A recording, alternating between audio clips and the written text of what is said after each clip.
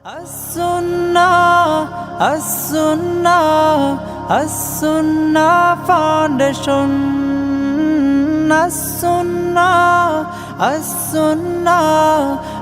As-Sunnah Foundation. আসসালামু আলাইকুম ওয়া রাহমাতুল্লাহি ওয়া বারাকাতুহু। আলহামদুলিল্লাহি ওয়াহদাহু ওয়াসসালাতু ওয়াসসালামু আলা মান লা নাবিয়্যা বা'দাহু আম্মা বা'দ। সুপ্রিয় দর্শক, দেশে কিংবা প্রবাসে যে যেখান থেকে আমাদেরকে এই মুহূর্তে দেখছেন, আপনাদের সকলকে আন্তরিক অভিনন্দন এবং মোবারকবাদ জানাচ্ছি আস-সুন্নাহ ফাউন্ডেশনের স্টুডিও থেকে সরাসরি সম্প্রচারিত অনুষ্ঠান শরঈ সমাধানে। আজ আমরা শরঈ সমাধানের 94তম পর্বে উপনীত হয়েছি আল্লাহ তাআলার অশেষ মেহেরবানিতে। অন্যান্য দিনের মতো আজও ইনশাআল্লাহ ঘণ্টাব্যাপী আপনাদের সঙ্গে আমরা থাকছি। কোরআন এবং হাদিসের আলোকে আপনাদের জীবন জিজ্ঞাসাগুলোর উত্তর দেওয়ার চেষ্টা করব ইনশাআল্লাহ তাআলা। বাংলায় সংক্ষেপে আপনার প্রশ্ন এই মন্তব্যের ঘরে লিখুন, আমরা বেশি থেকে বেশি সংখ্যক প্রশ্নের উত্তর দেওয়ার চেষ্টা করব ইনশাআল্লাহ তাআলা। যেহেতু এটি একটি দ্বীনি প্রোগ্রাম, কোরআন এবং হাদিসের ইলম ভিত্তিক প্রোগ্রাম, অতএব এই প্রোগ্রামটি অন্যদেরকে দেখার সুযোগ করে দেওয়ার নিয়তে শেয়ার এবং ওয়াচ পার্টি করুন এবং অফুরন্ত সওয়াবের ভাগীদার হন। প্রিয় দর্শক, আমরা আরেকটি ফরম্যাটের লাইভ শুরু করেছি, আপনারা জানেন ইতিমধ্যে। সেটি হলো নির্বাচিত প্রশ্নোত্তর। জীবন ঘনিষ্ঠ নির্বাচিত প্রশ্নোত্তরের সেই লাইভের প্রতিটি প্রশ্নকে কেটে কেটে আলাদা করে একটি ইউটিউব চ্যানেল এবং আলাদা একটি পেজে আমরা নিয়মিত প্রচার শুরু করেছি। আপনাদেরকে আমরা সেই পেজটি এবং সেই চ্যানেলটি সাবস্ক্রাইব এবং ফলো করার অনুরোধ জানাচ্ছি। মন্তব্যের ঘরে ইনশাআল্লাহ বিদিনিল্লাহ কিছুক্ষণের মধ্যেই আমাদের অ্যাডমিনরা লিঙ্ক দিয়ে দিবেন। ইসলামী প্রশ্নোত্তর নামে সেই পেজ আমরা করেছি, আর ইসলামী প্রশ্নোত্তর একই নামেই ইউটিউব চ্যানেল করা হয়েছে এবং একই নামেই একটি ওয়েবসাইট করা হয়েছে। ইনশাআল্লাহ বিদিনিল্লাহ শ্রুতলিখন করে এটা টেক্সট ভার্সনও সেই ওয়েবসাইটে চলে যাবে ইনশাআল্লাহ তাআলা। আমরা চাচ্ছি ইসলামী প্রশ্নোত্তরের বিশাল বড় একটা ব্যাংক তৈরি করতে, যে খুঁটিনাটি আপনাদের জীবনের প্রতিটি জিজ্ঞাসার উত্তর যেন সেখানে থাকে ছোট করে 1 মিনিট অথবা 1 মিনিটের কাছাকাছি সময়ের মধ্যে ইনশাআল্লাহ আপনাদের প্রশ্নোত্তর যেন পেয়ে যান আপনারা, সেজন্য আমরা সেই ব্যবস্থা করছি। লাইভের হাজার হাজার প্রশ্নগুলোকে আলাদা করে ছোট ছোট ক্লিপস আকারে করে দিলে ইনশাআল্লাহ আপনারা অনেকেই উপকৃত হবেন। সেই জায়গা থেকে সে উদ্দেশ্যকে সামনে রেখে আমরা এই কাজটা করেছি।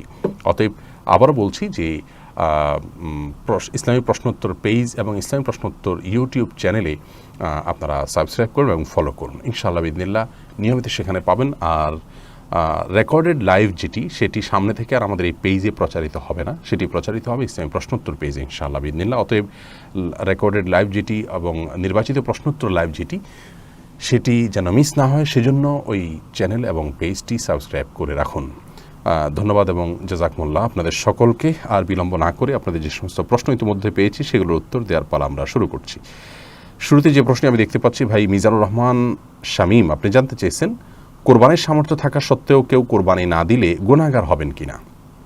উত্তর হলো, কোরবানির সামর্থ্য না থাকা সত্ত্বেও যদি কোরবানি না দেন তাহলে তিনি গুনাহগার হবেন। ইমাম আবু হানিফা রাহিমাহুল্লাহ তাঁর মত অনুযায়ী যেটিকে ফলো করেন আমাদের দেশের বেশিরভাগ উলামা ইকরাম।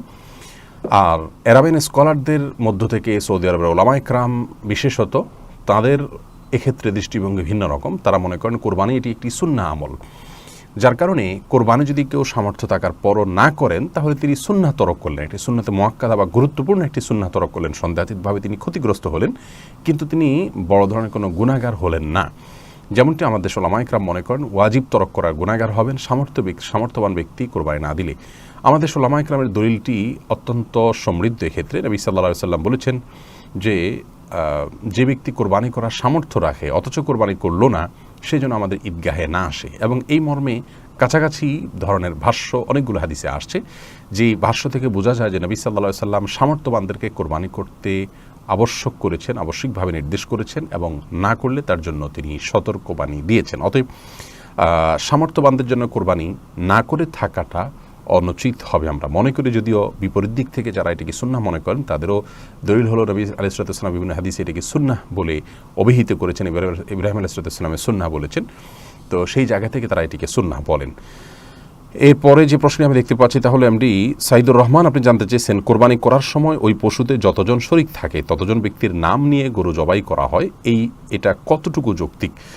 ভাই সাইদুর রহমান, কোরবানি যেই কয়েকজন ব্যক্তির তরফ থেকে করা হয় তাদের প্রত্যেকের নাম উল্লেখ করা এটি আবশ্যক নয়। আপনারা যখন 2 জন 5 জন 7 জন বা 6 জন যে কোনো সংখ্যক, সর্বোচ্চ 7 জন, এর ভিতরে যে কোনো সংখ্যক মানুষ একটা পশুতে আপনারা যখন অংশগ্রহণ করছেন এবং প্রত্যেকের একটা নির্দিষ্ট হিস্সা থাকছে, কোনো ভাঙতি হিস্সা থাকছে না, এমন না যে একটা গরুতে 7টা শেয়ার, একটা শেয়ার 2 জন মিলে নিলেন, এরকম কোনো অপশন নেই, সুযোগ নেই। অথবা একটা শেয়ার মিনিমাম 1 জন নিলেন অথবা একাধিক শেয়ার নিলেন। তো যখন এই টাকাটা আপনারা দিচ্ছেন তখন আপনাদের নিয়ত সম্পর্কে আল্লাহ তাআলা ভালো জানেন যে আপনারা কোরবানির উদ্দেশ্যে করেছেন।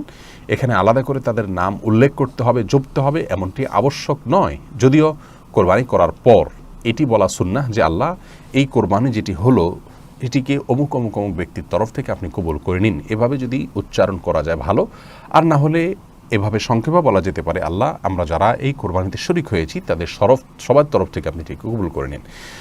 আলাদাভাবে নাম জপাটা আবশ্যক নয়, যদিও পরে নাম উল্লেখ করে তাদের তরফ থেকে কবুলের দোয়া করা যেতে পারে এবং মুস্তাহাব, সেটি করলে ভালো। 3 নম্বর প্রশ্ন হলো তাসনিম রেজা রিয়াজ, আপনি জানতে চেয়েছেন, এখন বর্ষাকাল, খালে বিলে প্রচুর মাছ পাওয়া যায়, কোঁচ, টেটা, বল্লম জাতীয় অস্ত্র দিয়ে মাছ শিকার করা হচ্ছে। আমার জিজ্ঞাসা হলো, এভাবে মাছ শিকার করা এবং সেই মাছ খাওয়া হালাল হবে কি না? দেখুন ভাই তাসনিম, যে কোনোভাবে আপনি মাছ শিকার করতে পারেন, সেটা জাল দিয়ে শিকার যদি করেন সেখানেও মাছের কষ্ট হয়, যদিও টেটা, বল্লম ইত্যাদি দিয়ে মাছ শিকার করলে মাছের কষ্ট একটু বেশি হয়। কিন্তু আপনি যদি কারেন্ট জালে কথা বলেন বা সাধারণ জালেও যদি আটকা পড়ে মাছ মারা যায় তাতেও কষ্ট হয়। আল্লাহ রাব্বুল আলামিন এগুলো আমাদের জন্য খাওয়াকে জায়েজ করেছেন। যদি নর্মাল কোনো পদ্ধতিতে, সহজ কোনো পদ্ধতিতে সেগুলোকে শিকার করা যায়, তাহলে ইচ্ছাকৃতভাবে সেগুলোকে কষ্টদায়ক কোনো পন্থা অবলম্বন করে শিকার করা উচিত হবে না। আর যদি সেরকম কোনো ব্যাপার না থাকে, যেমন পানির মাছ, যেটা আপনি টেটা দিয়ে ধরবেন সেটা সবসময় জাল মেরে ধরা সম্ভব হয় না, অতএব সেই দৃষ্টিকোণ থেকে এটি নাজায়েজ বা হারাম হবে না ইনশাআল্লাহ বিইذনিল্লাহ। আল্লাহ রাব্বুল আলামিন এগুলো আমাদের জন্য সৃষ্টি করেছেন এবং সাধ্য অনুযায়ী আমরা সেগুলো শিকার করার ক্ষেত্রে তাদের প্রতি দয়াপরবশ থাকার চেষ্টা করব, কিন্তু যখন আমাদের সাধ্যের বাইরে হবে। ধরুন একটি মাছ আপনি কোথাও দেখতে পাচ্ছেন, এটি জাল দিয়ে ধরা সম্ভব নয়, টেটা ছাড়া ধরা সম্ভব নয়, অতএব আপনি টেটা দিয়ে ধরতে পারেন। বিভিন্ন বন্য প্রাণী, যেমন যে সমস্ত প্রাণীগুলো খাওয়া আমাদের জন্য জায়েজ রেখেছে ইসলামী শরীয়ত, সেগুলো আমরা যখন ধরতে যাব সেগুলো শিকারের জন্য তীর মারা ইসলামী শরীয়ত জায়েজ রেখেছে। তো তীর মারার সাথে বল্লম এবং টেটা ইত্যাদির সাদৃশ্য পাওয়া যায় বিধায় এভাবে মাছ শিকার করলে সেটি হারাম হবে না। সুমাইয়া হাফিজা, আপনি জানতে চেয়েছেন এসপিসির ইনকাম হালাল হবে না, এটা আগে জানতাম না, অ্যাকাউন্ট খোলার পরে জেনেছি। এখন আমি যে পরিমাণ টাকা দিয়ে অ্যাকাউন্ট খুলেছি ওই পরিমাণ টাকা উঠে আসা পর্যন্ত এখানে কাজ করে অ্যাকাউন্ট বন্ধ করে দিতে চাইছি, এটা জায়েজ হবে কিনা? হ্যাঁ বোন সুমাইয়া, এটা অবশ্যই আপনি করতে পারবেন। আপনার পুঁজি উত্তোলন করা পর্যন্ত আপনি থেকে চলে আসতে পারেন। তবে আরও ভালো হবে, আমরা যে লিখিত আপনার শরিয়া পর্যবেক্ষণ আমাদের পেজে পোস্ট করেছি, সেখানে বিস্তারিত বলা আছে। যারা আপনার ইতিমধ্যে সংযুক্ত হয়ে গেছেন তারা কি করবেন, তারাও একটা দিক নির্দেশনা সেখান থেকে পাবেন ইনশাআল্লাহ। তানহা তাবাসসুম জানতে চেয়েছেন, আমার বাবা মারা গেছেন, আমার আম্মু নাকি 40 দিন জুতা পরতে পারবেন না, এটা কি কুসংস্কার? হ্যাঁ বোন, এটা অবশ্যই কুসংস্কার। আপনার বাবা মারা যাওয়ার কারণে আপনার মায়ের জুতো পরিধান করার ক্ষেত্রে ইসলামী শরীয়তের কোনো বিধিনিষেধ নেই, তিনি যে কোনো ধরনের জুতো পরিধান করতে পারবেন। তার জন্য করণীয় কি, এ বিষয়ে আমাদের একটি ভিডিও আছে, সেটি দেখে নিতে পারেন যে স্বামী মারা গেলে স্ত্রীর জন্য করণীয় কি।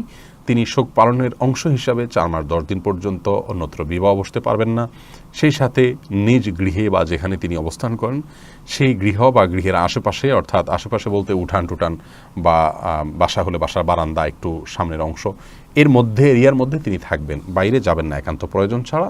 যেটাকে সাজগোজ বলা চলে, বাহিরে বিভিন্ন অনুষ্ঠানে যেতে মানুষ যেটি করে সেরকম কোনো সাজগোজ তিনি করবেন না।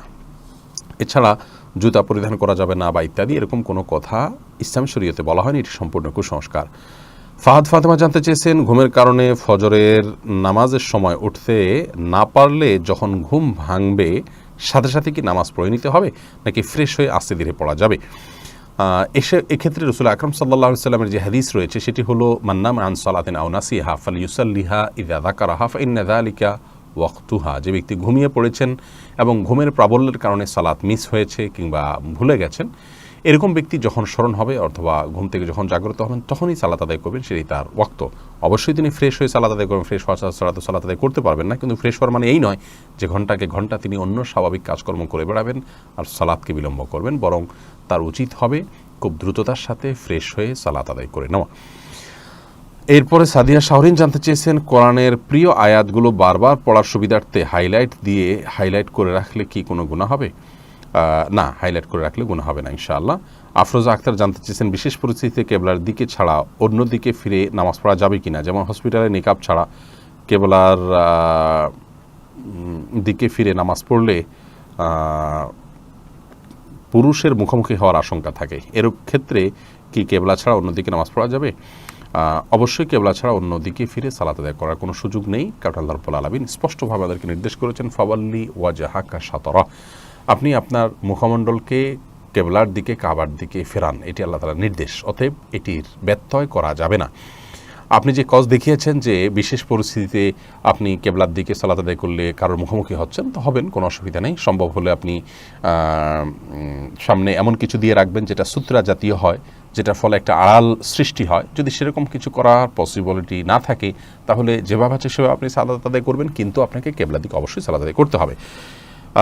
এরপরে ফাহমিদা এব জানতে চেয়েছেন, আমার বাবা দ্বিতীয় বিবাহ করেছেন, আমার মা এবং আমার 3 বোনকে আমার বাবা কোনো ভরণ পোষণ দেয় না এবং খোঁজখবর নেয় না, আমরা কি জোর করে বা আইনের আশ্রয় নিয়ে আমাদের অধিকার আদায় করতে পারবো? অবশ্যই আপনি আইনের আশ্রয় নিয়ে আপনার অধিকার আদায় করতে পারবেন। বাবার প্রতি অসদাচরণ করার প্রয়োজন নেই, কিন্তু আপনি লিগ্যাল যে আছে সেই সহযোগিতা আপনি নিতে পারেন এবং অবশ্যই তাকে আপনাদের খরচ ভরণ পোষণ দিতে বাধ্য করতে পারেন। আর এই অবস্থায় আপনি মেয়ে হিসাবে আপনার বাবার প্রতি আপনার শ্রদ্ধার কোনো কমতি থাকবে না, অশ্রদ্ধা করবেন না, গালমন্দ করবেন না, তুচ্ছ-তাচ্ছিল্য করবেন না, কিন্তু আপনি আপনার ন্যায্য দাবিকে সুন্দরভাবে অবশ্যই পেশ করতে পারেন। আব্দুল্লাহ মামুন জানতে চেয়েছেন, আমার আম্মুর সামনে কেউ হাঁচি দিলে আম্মু বলেন সামনে কোনো বিপদ আছে বা বাধা আছে, পরবর্তীতে সত্যি সত্যি দেখা যায় কোনো একটা সমস্যা হয়েছে, আমি শেখের কাছে ব্যাখ্যা চাই। ভাই আব্দুল্লাহ মামুন, এটি হলো কাকতাল। আপনার মা হাঁচির পরে সমস্যা আছে সামনে বলেছেন, তো সমস্যা তো আমাদের জীবনে লেগেই থাকে, কম বেশ ছোটো বড় সমস্যা থাকেই।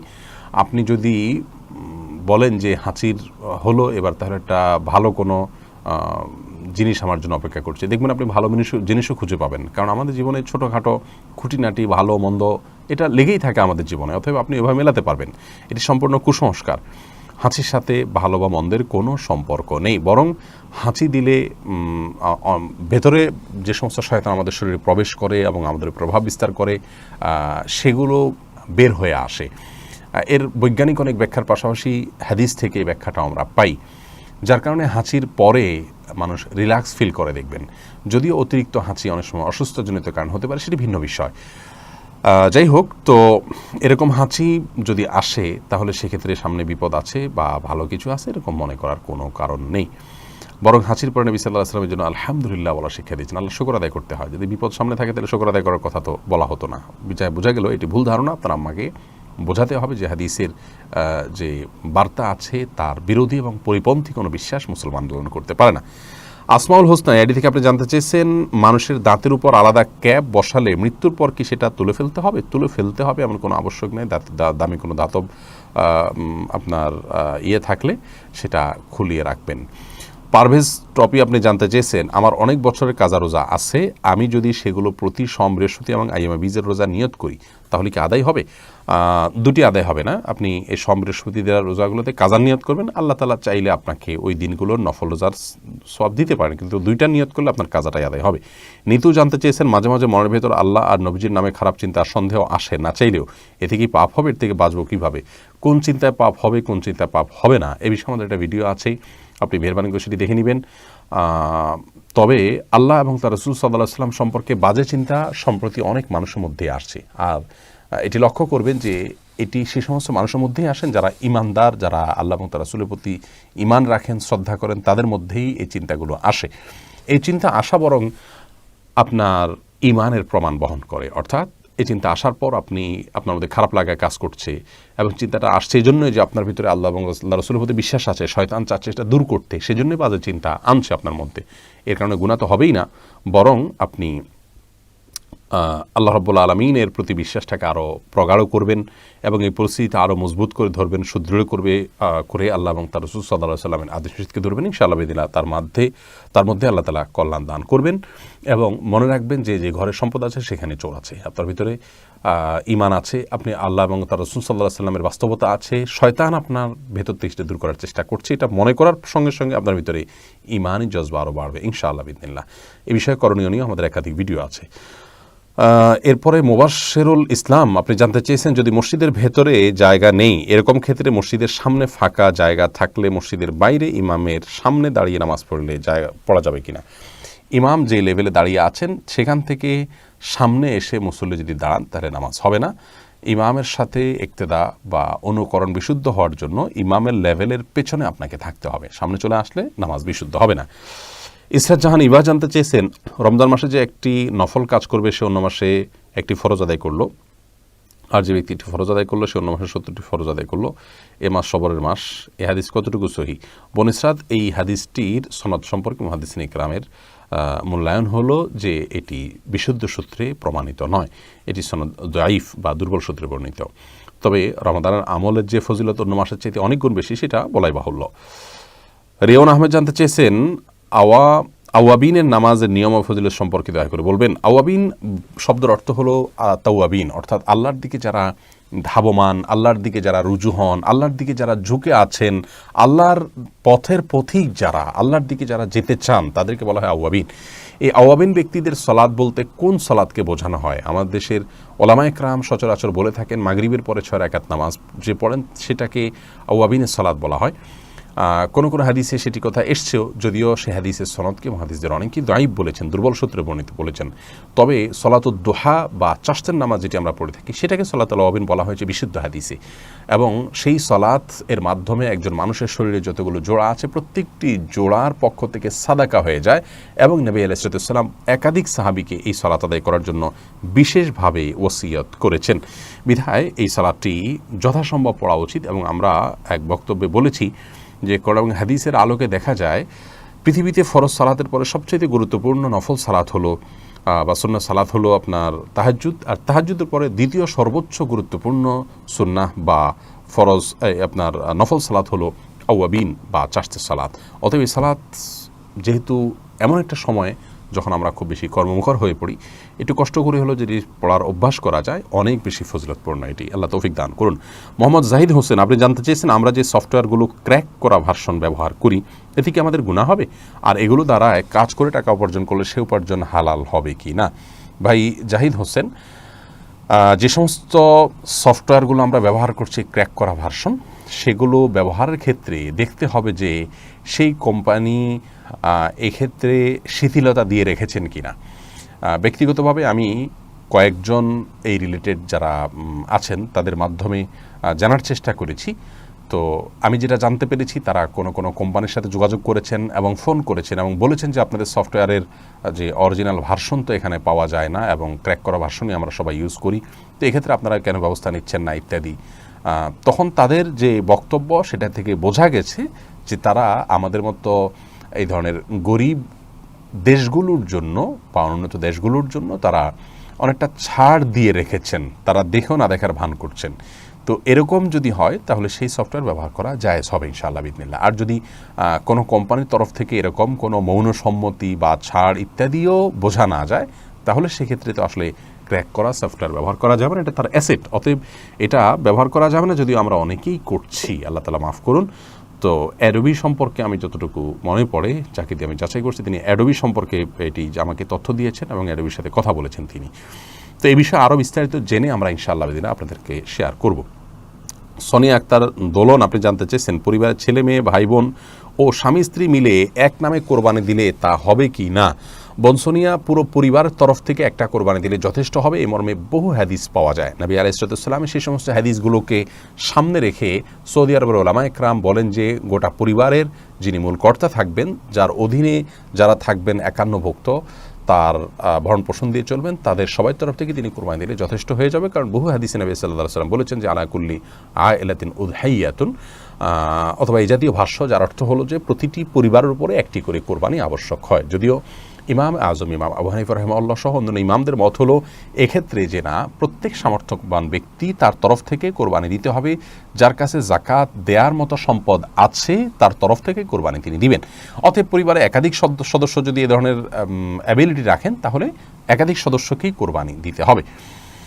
আর এই যে দ্বিতীয় মত যারা বলেন, তারা প্রথমোক্ত মতে যে হাদিস তারা পেশ করেছেন যে প্রত্যেক পরিবারের তরফ থেকে একটা কোরবানি হলে হবে, তারা ওইটার ব্যাখ্যা বলেন যে আসলে তখন একটা পরিবারে একজন কর্তা ছিলেন আর সবাই তার অধীনস্থ থাকতেন। একাধিক ব্যক্তি সাধারণত উপার্জন করতেন না। যখন উপার্জন হয়ে যেতেন, উপার্জনক্ষম হয়ে যেতেন ছেলেরা বা তখন তারা বিবাহ করতেন এবং স্বাভাবিকভাবে তাদের আলাদা পরিবার উঠে দাঁড়াতো। তো নবী সাল্লাল্লাহু আলাইহি ওয়াসাল্লাম সেই দৃষ্টিকোণ থেকে বলেছেন।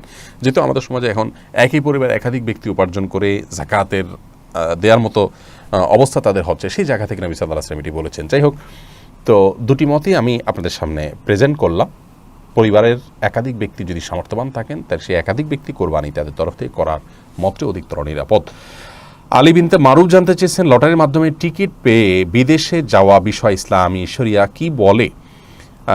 ভাই মারুফ, বিদেশে যাওয়া বলতে আপনি যদি অমুসলিম যে সমস্ত কান্ট্রি আছে সে সমস্ত কান্ট্রির কথা বলেন, তাহলে সেক্ষেত্রে আমরা বলবো অমুসলিম কান্ট্রিতে আপনি যেতে পারেন কি না এ বিষয়ে আমাদের একটি বক্তব্য আছে। কোন উদ্দেশ্যে যেতে পারেন, কখন যেতে পারেন, কখন সেখানে বসবাস করা জায়েজ হবে, বিস্তারিত সেখানে আপনি জেনে নিতে পারবেন ইনশাআল্লাহ বিইذনিল্লাহ। আর যদি আপনার কোনো মুসলিম কান্ট্রিতে যেতে চান, তাহলে তো সেক্ষেত্রে কোনো অসুবিধা নেই, আপনি লটারির মাধ্যমে যেতে পারেন। লটারি ইসলামী শরিয়াতে নিষিদ্ধ বলতে আপনি টাকা দিয়েছেন, টাকার বিনিময়ে লটারি করছেন, পেলে অনেক কিছু পেলেন, না পেলে পুরোটাই মিস হলো, এটা নাজায়েজ এবং হারাম। সাধারণত বিদেশে যাওয়ার যে লটারিগুলো, এখানে সামান্য একটা অংশ যে টাকা দিতে হয়, এই টাকাটা অনেকটা প্রসেসিং কস্টের মতো এবং যথাসম্ভব প্রসেসিং কস্টই এটা। অতএব এখানে লটারি হলো যে কিছু মানুষকে তারা নিবে, এর মধ্যে থেকে যার ভাগ্য হয় তাকে নিবে, এভাবে লটারি করা জায়েজ আছে। লটারির টাকাটা যদি আপনার লটারি কারকদের মধ্যে যে কোনো একজন পান আর অন্যরা মিস করেন, তাহলে সেই লটারি জুয়া, ওইটা হারাম। কিন্তু এভাবে লটারি নাজায়েজ নয়। তাওহিদুল ইসলাম সজীব জানতে চেয়েছেন, গোপনাঙ্গের লোম পরিষ্কার করলে কি গোসল ফরজ হয়? না, এর সাথে গোসল ফরজের কোনো সম্পর্ক নাই। বড়জোর অজু করে নেবেন, পরিষ্কার পরিচ্ছন্ন হবেন। এরপরে নজরুল ইসলাম আপনি জানতে চেয়েছেন, আপনি এক পোস্টে বলেছেন গরিব দিনদার। আপনার প্রশ্নটি সম্ভবত আংশিক এসেছে আর বাকিটি কোনো কারণে মিস হয়েছে, বিধায় আপনার প্রশ্নটি আমরা আবারও দেখার চেষ্টা করি, যদি পুরোটা পেয়ে যাই ইনশাআল্লাহ আমরা উত্তর করব। এর পরের প্রশ্নটি হলো সাইদা সিরতাজ আন্নি, আপনি জানতে চেয়েছেন, কেউ যদি নামাজে দোয়া মাসুরা না পড়ে তার নামাজ হবে কিনা? হয়ে যাবে, দোয়া মাসুরা পড়া এটা ফরজ বা ওয়াজিব নয়। নজরুল ইসলাম জানতে চেয়েছেন, এবার আপনার প্রশ্নের পুরোটা পেয়েছি। এক পোস্টে বলেছেন, গরিব দিনদার ছেলে বিল গেটসের চেয়েও শ্রেষ্ঠ। আপনি সে পোস্টে বিয়ের ক্ষেত্রে গরিব দিনদারকে প্রাধান্য দিতে বলেছেন। এই বক্তব্য কি ইসলামের কুফু রক্ষা বিষয়ক ভাষ্যের সাথে সাংঘর্ষিক নয়? ভাই নজরুল ইসলাম, প্রথম কথা হলো এটি আমাদের একটি বক্তব্যের অংশ বিশেষ, যার আগে পরে আরও অনেক কথা ছিল। দ্বিতীয় কথা হলো যে নবী সাল্লাল্লাহু আলাইহি সাল্লাম আমাদেরকে কুফু দেখে বিবাহ করার নির্দেশ দেননি, তবে কুফু দেখে বিবাহ করা হয় এবং আপনার চারটি বিষয় দেখে সাধারণত মানুষ বিবাহ করে, নবী সাল্লাল্লাহু আলাইহি সাল্লাম সেটি বলেছেন। হাদিসটি বুঝতে অনেকে ভুল করেন। চারটি বিষয় দেখে সাধারণত মানুষ বিবাহ করে, সম্পদ দেখে, রূপলাবণ্য দেখে, সামাজিক মর্যাদা দেখে, কিন্তু তুমি দিনদারি দেখে জেতার চেষ্টা করবে, এটি নবী সাল্লাল্লাহু আলাইহি সাল্লামের নির্দেশ এবং নির্দেশনা। অতএব দিনদারিকে প্রায়োরিটি দেওয়া উচিত। সেই সাথে কুফুর বিষয়টাও আমরা বলেছি, কুফুর মাথায় রাখতে হবে। কুফুর মাথায় না রাখলে কতটা আমার ফ্যামিলিতে সেটা অ্যাডজাস্ট করবে না করবে, এটা আমরা মাথায় চিন্তা করা উচিত। কুফুর পরেও দিনদারি কে প্রাধান্য দেওয়া উচিত, যদিও গরিব হয়। আর কুফুর মানে কিন্তু পয়সা নয়, কুফুর মানে হলো সামাজিক এবং পারিবারিক এবং বংশগত যে মর্যাদার ব্যাপার আছে সেটা। আজকাল তো পয়সাই একমাত্র মর্যাদার মানদণ্ড হয়ে গেছে, এটা মানে কুফুর একমাত্র মানদণ্ড নয়। যার কারণে কুফুর রক্ষা করেও গরিব দিনদার ছেলেকে বা মেয়েকে নির্বাচন করা যায়। যদিও কুফুর রক্ষা করাটা এটি আবশ্যক কিছু নয়, কিন্তু দিনদারি রক্ষা করার জন্য নবী সাল্লাল্লাহু আলাইহি ওয়াসাল্লামের নির্দেশ আছে। এর পরের প্রশ্নটি হলো ইসরাত তান্নি, আপনি জানতে চেয়েছেন, আমাদের বাসায় টয়লেটের কমোড পশ্চিম দিকে ফিরানো, তাতে কি কোনো সমস্যা হবে? পশ্চিম দিকে ফিরে ইস্তিনজা করা বা ওয়াশরুমে আপনার মলত্যাগ এবং পেশাব করা এটা নিষেধ হাদিসে রয়েছে, অতএব এটা আপনাদের করা উচিত নয়। যদি আপনাদের এটি পরিবর্তন করার কোনো সুযোগ থাকে তাহলে সেটি অবশ্যই আপনাদের অবলম্বন করতে হবে। মাহবুব আলম আপনি জানতে চেয়েছেন, হঠাৎ করে দেশে তালাক বা বিচ্ছেদ বেড়ে যাওয়ার কারণ কি, আর এর থেকে পরিত্রাণ পাবো কীভাবে? ভাই মাহবুব আলম, দেশে তালাক বা বিচ্ছেদ বেড়ে যাওয়ার অনেক কারণ আছে এবং এ বিষয়ে আমাদের একাধিক বক্তব্য ইতিমধ্যে আমরা দিয়েছি। শুধুমাত্র এখনই তালাকের হার, বিচ্ছেদের হার বেড়েছে এমন নয়, বরং অনেক আগে থেকে বাংলাদেশে এটি একটি সমস্যা, বরং দিন যত যাচ্ছে তত প্রকট আকার ধারণ করছে এই সমস্যাটি। এখানে অনেকগুলো কারণের ভিতরে সবচেয়ে বড় কারণ হলো যে দিনের চর্চা, তাকওয়ার চর্চা সমাজ থেকে দিন দিন কমে যাচ্ছে। যখন একটা সমাজ থেকে তাকওয়ার চর্চা কমে যাবে, সেখানে আপনার ব্যক্তিগত সম্পর্কগুলো ঠুনকো হয়ে যাবে। বেশিরভাগ বিবাহ বিচ্ছেদের কারণ আপনি দেখবেন যে একে অন্যকে সহ্য করতে পারছেন না, বা পরকীয়ায় বিপরীত এন্ড থেকে কেউ হয়তো লিপ্ত, অথবা নিজে পরকীয়া আসক্ত হওয়ার কারণে তিনি বিবাহ বিচ্ছেদের দিকে চলে যাচ্ছেন। এই জাতীয় দিনই কারণেই দেখবেন বেশিরভাগ দিনই দুর্বলতার কারণে বেশিরভাগ বিবাহ বিচ্ছেদগুলো হয়ে থাকে। অতএব নীতিনৈতিকতার চর্চা যত বেশি হবে এবং তাকওয়ার চর্চা যত বেশি হবে, তত ইনশাআল্লাহ বিদিনিল্লাহ বিবাহ বিচ্ছেদের হার কমবে। এরপরে এমডি ইসমাইল কুতুবি আপনি জানতে চেয়েছেন, আলেম কাকে বলে? আলেম বলতে আমরা কাদের বুঝবো, আর সবাই কি নবীর ওয়ারিস হতে পারে? ভাই ইসমাইল, আলেম বলতে আমরা বুঝবো তাদেরকে যারা কোরআন এবং হাদিসের অগাধ নলেজ রাখেন এবং তার নলেজ অনুযায়ী তিনি আমল করেন। আলেমের সংজ্ঞা নিয়ে অনেক ইমামগণ, অনেক সালাফ, অনেক পূর্বসূরীরা অনেক রকমের সংজ্ঞা দিয়েছেন। আমরা এক সংজ্ঞায় সবগুলোকে সামিল করতে পারবো না, তবে সবগুলো সংজ্ঞাকে সামনে রাখলে মোটামুটি এরকম বিষয় চলে আসে যে কোনো বিষয়ে কোরআন এবং হাদিস থেকে সমাধান তিনি বলতে পারেন, তিনি জানেন কোরআন হাদিসে সমাধানগুলো, এবং যা জানেন সেটা অনুযায়ী তিনি যা আমলও করেন। এই বিষয়গুলো মোটামুটি যার মধ্যে থাকবে তাকে আলেম বলা যায়। আর আলেম হলে তিনি নবীর ওয়ারিস। এক্ষেত্রে আপনার আমরা ভাগ করার কোনো সুযোগ নেই যে অমুকপন্থী আলেম হইতে হবে, তমুকপন্থী আলেম হইতে হবে, অমুক চিন্তার আলেম হলে তিনি নবী ওয়ারিস না। যিনি এই ক্রাইটেরিয়ার মধ্যে পড়বেন, কোরআন হাদিস অনুযায়ী চলেন এবং কোরআন হাদিস অনুযায়ী আমল করার চেষ্টা করেন এবং কোরআন হাদিসের নলেজ তিনি রাখেন এবং যে কোনো সমস্যার সমাধান কোরআন হাদিস থেকে বের করতে পারেন বা কোরআন হাদিসের আলোকে সমাধান আনতে পারেন, সেই ব্যক্তি আলিম। তিনি যদি কোনো বিচ্ছিন্ন বিষয়ে ভুল পথ এবং মতের উপরে থাকেন, তারপরও তিনি আলেম থাকবেন। হ্যাঁ, যদি ইমান থেকে খারিজ হওয়ার মতো বিষয় থাকে, আল্লাহ মাফ করুন, তাহলে তো ভিন্ন কথা, তাহলে সে মুসলমানই না, আলেম হওয়া তো দূরের কথা। শারমিন নাহার জানতে চেয়েছেন, নামাজের শেষে জায়নামাজ সালাম করার এবং তাসবিহ তেলাওয়াত করতে চুমু দেওয়ার বিধান কি? নামাজ শেষে জায়নামাজকে সালাম করা কিংবা তাসবিহ, কোরআন তেলাওয়াত এগুলোকে আপনার চুমু দেওয়ার কোনো বিশেষ প্রয়োজনীয়তা নেই, বরং এগুলোকে যদি কেউ সিস্টেম মনে করেন, এগুলোকে যদি কেউ তেলাওয়াতের আদব শিষ্টাচার হিসেবে বানিয়ে নেন, নিয়ম বানিয়ে নেন, তাহলে সেটি বিদআতে পরিগণিত হবে। আমরা যে নামাজ সিজদা করলাম, এটার সাথে আমাদের চুমু খাওয়ার বা এটার প্রতি শ্রদ্ধা দেখানোর মতো কিছুই নেই। যে তাসবিহ আমরা ব্যবহার করলাম, সেটা ব্যবহার করার সাথেও সেটাকে শ্রদ্ধা করারও বিশেষ কোনো কারণ নেই। হ্যাঁ, কোরআনে কারীমে আল্লাহ তাআলার কালাম, সেই জায়গা থেকে আপনি ভালোবেসে কখনো চুম্বন করলেন, ভিন্ন কথা। কিন্তু যদি আপনি তেলাওয়াত করলেই এটা করতে হবে এমনটি আবশ্যক বানিয়ে নেন, তাহলে সেটি পরিত্যাজ্য হবে।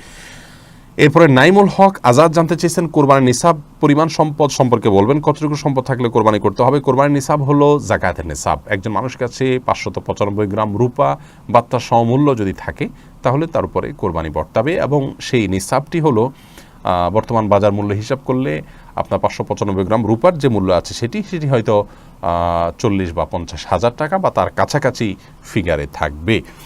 অতএব আপনি কোরবানির নিসাব, যেটা জাকাতের নিসাব, সেটিকেই ধরে নেবেন। যদিও এর আগে আমরা শুরুতেই বলেছি যে কোরবানি যে ব্যক্তি করার সামর্থ্য রাখেন তার উপরে কোরবানিটি বর্তায়, এর জন্য নিসাব কোনো আবশ্যক নয়, এমনটি মত দিয়েছেন সৌদি আরব ওলামা ইকরাম এবং অন্যান্য মাযহাবে। হানাফি মাযহাব বা আমাদের ওলামা ইকরাম বা আমাদের দেশে যে স্কুল অফ থট ওলামা ইকরাম ফলো করে থাকেন, সেটিতে আপনার আপনার জাকাতের নিসাব হলে তখন কোরবানি আবশ্যক হবে বা বর্তাবে। এরপর এমডি জাহিদ হোসাইন আপনি জানতে চেয়েছেন, আমি এবং আমার 3 বন্ধু বিগত 20 বছর যাবৎ কাতার ডিউটি ফ্রিতে মদ, তামাক, সিগারেট বিক্রির সেকশনে সেলসম্যানের চাকরি করি। আমার এতদিনের আয়কৃত টাকা হালাল হবে কিনা? ভাই জাহিদ হোসেন, আপনি নিশ্চয়ই এই শুধুমাত্র এই 3টি আইটেমই বিক্রি করেননি, আরও বিভিন্ন আইটেমের সাথে আপনি সম্পৃক্ত ছিলেন। যদি এমন হয় যে এই তিনটার সাথে আরও বিভিন্ন আইটেম কেনাবেচা করতেন, তাহলে সেক্ষেত্রে আপনার হালাল যে মালগুলো পণ্যগুলো আপনি বিক্রি করেছেন বা হালাল যে সার্ভিস আপনি দিয়েছেন সেই সার্ভিসের যে ফি নিয়েছেন সেটা অবশ্যই আপনার জন্য জায়েজ রয়েছে। আর যদি এর বাইরে হালাল যে আইটেম আছে এর বাইরে আপনি কোনো হারাম উপার্জন থাকে, 2-3টা আইটেম আপনি সেল করেছেন, তাহলে যে পরিমাণ হারাম পণ্য বিক্রিতে আপনি এফোর্ট দিয়ে বিনিময় নিয়েছেন সেটা আপনার জন্য হারাম হবে, সবগুলো ধরেই হারাম হয়ে যাবে না। আর যদি আপনি শুধু এই 3টা আইটেমই সেলস করেছেন, অন্য কোনো আইটেম সেল করেননি, আপনার সেলিং আইটেম শুধুমাত্র এটি এবং 3টা নিয়ে আপনি পড়েছিলেন, তাহলে তো আপনার পুরো ইনকামই হারাম হয়ে যাবে। আল্লাহ তাআলা হেফাজত করুন।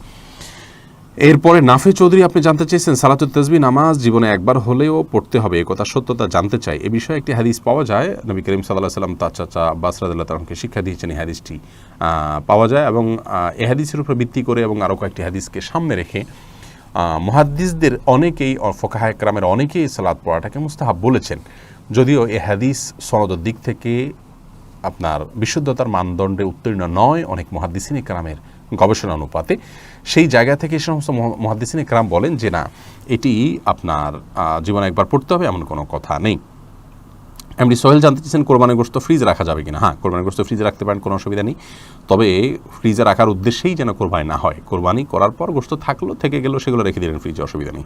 এমনি জাহিদুল ইসলাম জানতে চেয়েছেন আকিকা না দেওয়া থাকলে কি কোরবানি দিতে পারে। আকিকার সাথে কোরবানির কোনো সম্পর্ক নেই, দুটো সম্পূর্ণ 2 ধরনের ইবাদত। আকিকা না থাকলেও কোরবানি দিতে পারেন, আকিকা না দিলেও কোরবানি দিতে পারেন। আশিক আহমেদ জানতে চেয়েছেন উসিলা দিয়ে দোয়া চাওয়ার বিধান কি, কারোর উসিলা দিয়ে কোনো আমলের উসিলা দিয়ে দোয়া করা যাবে কিনা। আমাদের দেশের উলামা ইকরামের দৃষ্টিভঙ্গি হলো হ্যাঁ, সমস্ত আমলেই আপনার কোনো নেককার মানুষের উসিলা দিয়ে দোয়া করা যাবে এবং আপনার রাসূল আকরাম সাল্লাল্লাহু আলাইহি ওয়াসাল্লামের উসিলা দিয়ে দোয়া করা যাবে বলে ওনারা বলেন। যদিও এক্ষেত্রেও ওলামায় অনেক আলেমগণ বলেন যে না, রাসূল আকরাম সাল্লাল্লাহু আলাইহি ওয়াসাল্লামের উসিলা দিয়ে দোয়া নয়, বরং জীবিত কোনো ব্যক্তি থাকলে তার আমলের উসিলা দিয়ে দোয়া করা যেতে পারে, তার উসিলা দিয়ে দোয়া করা যেতে পারে, বা নিজের কোনো নেকামল উসিলা দিয়ে দোয়া করা যেতে পারে। যেমনটি দেখা গেছে যে 3 যুবক গুহায় গিয়েছেন, তাদের গুহার মুখে পাথর পড়ে গেছে, তারা নিজের আমলের উসিলা দোয়া করেছেন, তাদের দোয়া আল্লাহ তাআলা কবুল করেছেন। সেই সাথে রাসূল আকরাম সাল্লাল্লাহু আলাইহি ওয়াসাল্লাম তার চাচার উসিলা দিয়ে দোয়া করেছেন, তিনি জীবিত ছিলেন। এই সমস্ত হাদিসগুলোকে সামনে রেখে এই শর্ত এবং কন্ডিশনগুলো উলামা ইকরাম অনেকে দিয়ে থাকেন। এর পরের প্রশ্ন করেছেন মাহবুব আলম, আপনি জানতে চান মৃত আত্মীয়ের নামে কোরবানি করা যাবে কিনা। মৃত আত্মীয়ের নামে কোরবানি করা যাবে, এ বিষয়ে গত নির্বাচিত প্রশ্নোত্তর লাইভে আমরা বলেছি মৃত আত্মীয়ের নামে কোরবানি করা যাবে। রাসূল আকরাম সাল্লাল্লাহু আলাইহি ওয়াসাল্লামের তরফ থেকে তার ওয়াফাতের বহুকাল পর আলী রাদিয়াল্লাহু তাআলা কোরবানি করেছেন, বাইহাকি মুসনাদ আহমদ শবিনে হাদিসে বর্ণিত হয়েছে, সেজন্য মৃত ব্যক্তির পক্ষ থেকে কোরবানি করা যাবে।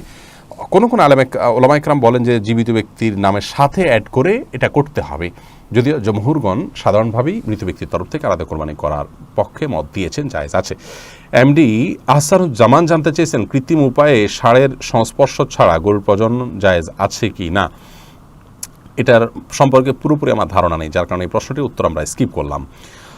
জেরিন আপনি জানতে চেয়েছেন সূরা মুলক ও 100 আয়াত ঘুমানোর আগেই পড়তে হবে, মাগরিবের পরে বা এশার ওয়াক্ত হওয়ার কিছুক্ষণ আগে পড়লে হবে না। মাগরিবের পর থেকে পড়লেই হবে বোন, এটা ঘুমানোর ঠিক আগ মুহূর্তেই পড়তে হবে এমন কোনো কথা নেই। রাতের যে আমলগুলো আছে শোবার আগ পর্যন্ত, মাগরিবের পর থেকে নিয়ে শোয়ার আগ পর্যন্ত যে কোনো সময় পড়লেই আদায় হবে ইনশাআল্লাহ বিইذনিল্লাহ। ইসহাক আপনি জানতে চেয়েছেন দুগ্ধদানের মাধ্যমে যে সম্পর্ক সৃষ্টি হয় তেমনিভাবে রক্তদানের মাধ্যমে কি সম্পর্ক সৃষ্টি হয়। উত্তর হলো না। দুধ পান করার মাধ্যমে দুধ মা, দুধ বাবা, দুধ ভাই, দুধ বোনের যে সম্পর্ক সৃষ্টি হয়, আপনি কাউকে ব্লাড দিলেন, আপনার ব্লাড কারোর শরীরে চলে গেল, এরপরে তার সাথে আপনার এরকম ভাই বোনের সম্পর্ক বা সন্তান পিতার মতো সম্পর্ক, এরকম কোনো সম্পর্ক হয় এমনটি নয়, বরং দুটি সম্পূর্ণ 2 বিষয়। শুধু দুধের মাধ্যমেই, তাও নির্দিষ্ট সময়ে যখন দুধ পান করবে 2 বছরের মধ্যে, তখনই শুধুমাত্র এই সম্পর্কটা তৈরি হবে, রক্তদানের মাধ্যমে সেটি হবে না। লিমা আক্তার জানতে চেয়েছেন তাহাজ্জুদের নিয়ত করে সবসময় ঘুমাই কিন্তু তাহাজ্জুদ আদায় করতে পারি না, এটা কি আমার গুনাহের কারণে আমি বঞ্চিত। বোন লিমা, এর মানে হলো আপনার নিয়তটি খুব বেশি বলিষ্ঠ নয়, আপনার নিয়ত খুব বেশি শক্তিশালী নয়, আপনাকে সুদৃঢ় নিয়ত করতে হবে, আপনার ইচ্ছাকে আরও শক্ত করতে হবে এবং সম্ভাব্য সকল পন্থা অবলম্বন করতে হবে ভোর রাতে আপনার ঘুম ভাঙার জন্য।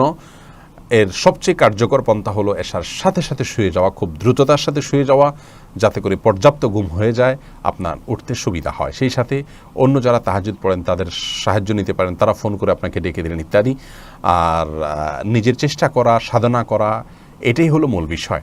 আল্লাহ রাব্বুল আলামিন আপনার নিয়ত এবং আপনার সিরিয়াসনেস শুধু দেখবেন। আপনি যদি পরিপূর্ণভাবে সেটি ব্যয় করেন তাহলে ইনশাআল্লাহ সবসময় আপনি উঠতে পারবেন না, এমনটি তো হবেই না, বরং কিছু সময় না কিছু সময় আপনি অবশ্যই উঠতে পারবেন। এরপরে মাজারুল ইসলাম জানতে চেয়েছেন, হারানো টাকা কি করব, মালিককে অনেক খোঁজাখুঁজির পরেও পাই নাই। যদি পরিমাণ অনেক অল্প হয়, আপনি গরিব হলে আপনি নিজে খেয়ে ফেলতে পারেন অথবা অন্য কাউকে দান করে দিতে পারেন। আর যদি অনেক বেশি হয় তাহলে যথেষ্ট খোঁজাখুঁজি করার পর, যথাযথ উপায়ে খোঁজাখুঁজি করার পর, বিজ্ঞপ্তি দেওয়ার পর, আশেপাশে ঘোষণা দেওয়ার পর কোনোভাবে পাওয়া না গেলে, পাওয়ার আশা ছেড়ে দিলে আপনি এই টাকাটা কোনো গরিব দুঃখীকে দান করে দিতে পারেন। আপনি নিজে অভাবী হলে আপনি নিজেও এটা ভোগ করতে পারেন, তার পক্ষ থেকে সওয়াবটা তার পক্ষে যুক্ত হবে ইনশাআল্লাহ। আহমেদ বিল্লাস আপনি জানতে চেয়েছেন, আমি অনেক দিন বিনা টাকায় ট্রেন ভ্রমণ করেছি, এখন আমার করণীয়কে কিভাবে পরিশোধ করতে হবে? এখন ট্রেনের টিকিট করে ছেড়ে ফেলবেন, ট্রেনে চড়বেন না, সরকারের ঘরে টাকাটি জমা হয়ে যাবে। বিশেষ করে স্ট্যান্ডিং টিকিট সেগুলো কিনে নিতে পারেন। কিনে ওই পরিমাণ টাকার টিকিট কিনে আপনি ছেড়ে ফেলে দিলে সরকারের ঘরে টাকা জমা হয়ে গেল, আপনার দেনা পরিশোধ হয়ে গেল। ফাহিম বিনতে ফারুক জানতে চেয়েছেন, পুরুষের আনাগোনা থাকার সম্ভাবনা থাকলে নেকাব পরে নামাজ পড়া যাবে কিনা? জি অবশ্যই, নেকাব পরে সাধারণ অবস্থায় নামাজ পড়া যাবে না, কারণ নবী সাল্লাল্লাহু আলাইহি সাল্লাম চেহারা ঢেকে সালাত পড়তে নিষেধ করেছেন এবং নারী পুরুষ সকলের জন্য সেটি সমানভাবে প্রযোজ্য। কিন্তু কোনো ক্ষেত্রে যদি এমন হয় যে আপনি এমন জায়গায় সালাত আদায় করছেন এখানে অন্য পুরুষরা আসা যাওয়া করার প্রচণ্ড সম্ভাবনা আছে, তাহলে সেক্ষেত্রে আপনি নেকাব পরে সালাত আদায় করতে পারবেন, যেহেতু এটা বিশেষ ওজর রয়েছে। ফারহানা নাসরিন জানতে চেয়েছেন, ঈদের রাতে কোনো ইবাদতের বিধান সহিহ হাদিসে আছে কিনা? ঈদের রাতে জেগে ইবাদত করার কথা একটি হাদিসে পাওয়া যায় যে ব্যক্তি ঈদের রাতে জেগে ইবাদত বন্দেগী করবে তার অন্তর ওই দিন মারা যাবে না, বা যেদিন সবাই অন্তর মারা যাবে সে তারটা জাগ্রত থাকবে, এরকম হাদিস রয়েছে। কিন্তু হাদিসের সনদ বিশুদ্ধতার মানদণ্ডে উত্তীর্ণ নয় মুহাদ্দিসিন ইকরামের গবেষণা অনুপাতে। যদিও অনেক সালাফ এবং অনেক পূর্বসূরি ওলামায়ে ইকরাম এই রাতের ফজিলতের বিষয়টিকে খুব বেশি গুরুত্বের সাথে না দেখলেও তারা এই বিভিন্ন হাদিসকে সামনে রেখে, যেহেতু ফজিলতপূর্ণ একটি বিষয়, জয়ীফ হাদিসগুলোকে সামনে রেখে তারা সেই আমলটি করার পরামর্শ দিয়েছেন, কিন্তু বিশুদ্ধ হাদিস দ্বারা এটি প্রমাণিত নয়।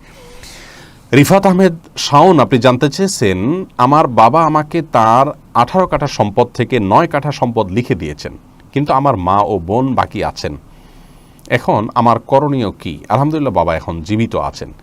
বাবা আপনাকে 18 কাঠা সম্পদ থেকে 9 কাঠায় লিখে দিয়েছেন এবং আপনার নাম দেখে আমি অনুমান করছি আপনি নিশ্চয়ই একজন ছেলে, কিন্তু আপনার মা বোন বাকি আছেন। তো এরকম পরিস্থিতিতে আপনার বাবা শুধুমাত্র আপনাকে সম্পদ দেওয়া উচিত হয়নি, যেহেতু আপনার বোন আছেন তাকেও আপনার হারে তাকে দেওয়া উচিত ছিল। আপনার বাবাকে বোঝানো উচিত এবং সম্ভব হলে আপনি এটাকে রিঅ্যারেঞ্জ করুন এবং এটাকে আপনি আবার ডিস্ট্রিবিউশন করার ব্যবস্থা করুন, যাতে করে আপনার বোনকেও দেয়া হয়। আপনার বোনকে সমান হারে দিবেন নাকি মিরাসের যে হার, সে হার অনুযায়ী আপনাকে যা দিবে তার 50% তাকে দিবে, বোনকে দিবে, যেহেতু বোন একা আছেন। তো সেটা নিয়ে মতপার্থক্য আছে স্কলারদের মধ্যে। আমরা আপনার বাবাকে আপনার বোনকেও যেন দেয়া হয়, দুটি যে কোনো একটা ফলো করে, অর্থাৎ আপনার সমান সমান হুবহু অথবা মিরাসের হিসাব অনুযায়ী অর্ধেক। তবে আমি ব্যক্তিগতভাবে প্রথম মতটিকে বেশি শক্তিশালী মনে করছি এই মুহূর্তে, অর্থাৎ আপনাকে যা দিয়েছেন বোনকেও তা দেওয়া উচিত, কারণ এটা উপঢৌকন, এটা মিরাস নয়। অতএব নবী সাল্লাল্লাহু আলাইহি সাল্লাম বিভিন্ন হাদিসে তার বিভিন্ন সাহাবীদেরকে বলেছেন যেন সন্তানদের মধ্যে হাদিয়া বা উপঢৌকন দেওয়ার ক্ষেত্রে সমতা বজায় রাখা হয়, সেটি লঙ্ঘন হয়েছে। সেটি যেন আপনার বাবা পুনর্বিবেচনা করেন, সেটির জন্য তাকে আপনি পরামর্শ দিবেন এবং আপনার জায়গা থেকে আপনি এক্ষেত্রে সহযোগিতাপূর্ণ ভূমিকা অবতীর্ণ হবেন। তবে আপনার মাকেও সমান হারে দিতে হবে এমনটি আবশ্যক নয়। উপঢৌকন সব সম্পদ না দিয়ে কিছু সম্পদ দিলেন আর কিছুটা মিরাসের জন্য থাকলো, সেটি ভালো সন্দেহাতীতভাবে।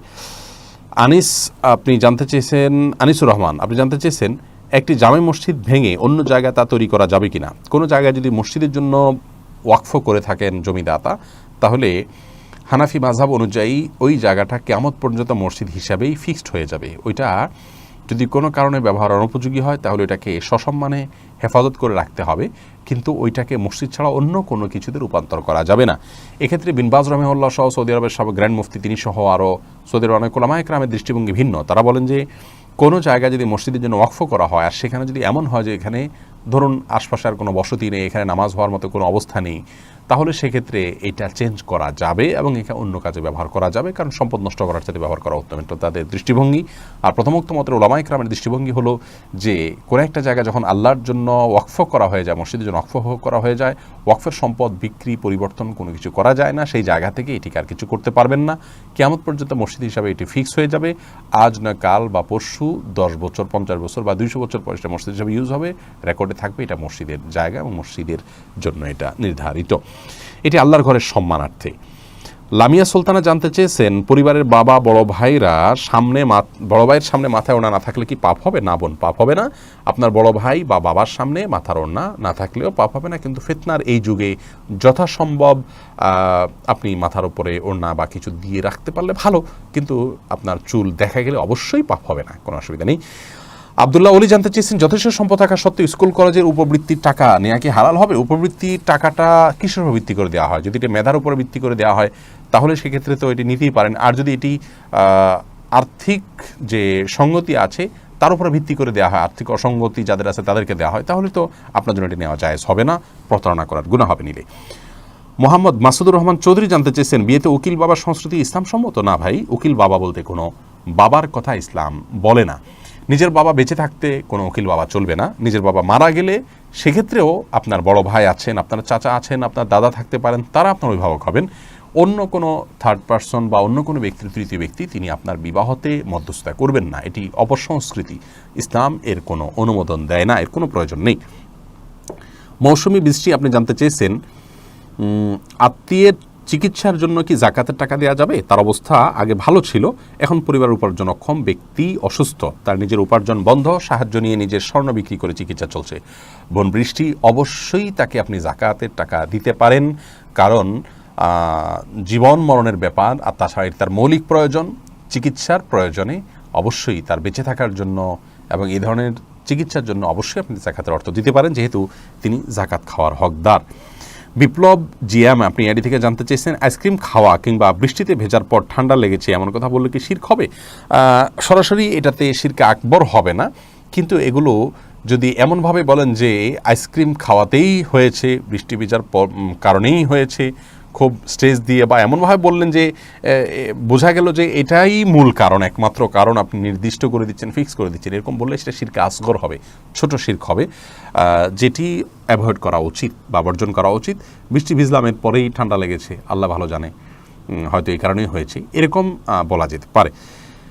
এরপরে ফিদা মেহেদি আপনি জানতে চেয়েছেন, আমার ভাড়া বাসার গ্যাস লাইন অবৈধ, আমার মালিক গ্যাস বাবদ টাকা নেন না, এখন আমার কি করা উচিত? এ বিষয়ে আমাদের একটা ভিডিও আছে, যে বাসায় গ্যাস লাইন অবৈধ সেই বাসায় ভাড়া নেওয়া যাবে কি না, তো সেই ভিডিওটা আপনি দেখে নেবেন। আমরা আপনাকে পরামর্শ দিব অবশ্যই সেই ভাষা পরিবর্তন করার জন্য, কারণ আপনি এখানে বাসা ভাড়া নিয়ে থাকা মানে হলো যে অবৈধভাবে গ্যাস চুরি করছেন যিনি, তাকে আপনি চুরিতে সহায়তা করছেন। মোহাম্মদ মুরাদ হোসেন জানতেছেন, সৎ ভাই বোনের বিবাহ কি হারাম? যাদের মা ভিন্ন, সৎ ভাই বোনের বিবাহ জায়েজ নেই। খাদিজাতুল কোবরা জানতে চেয়েছেন, আমার ছেলেকে মাদ্রাসায় পড়াতে চাই, আমার স্বামী এতে রাজি নয়, তার অনুমতি ছাড়া পড়াতে পারবো কি না?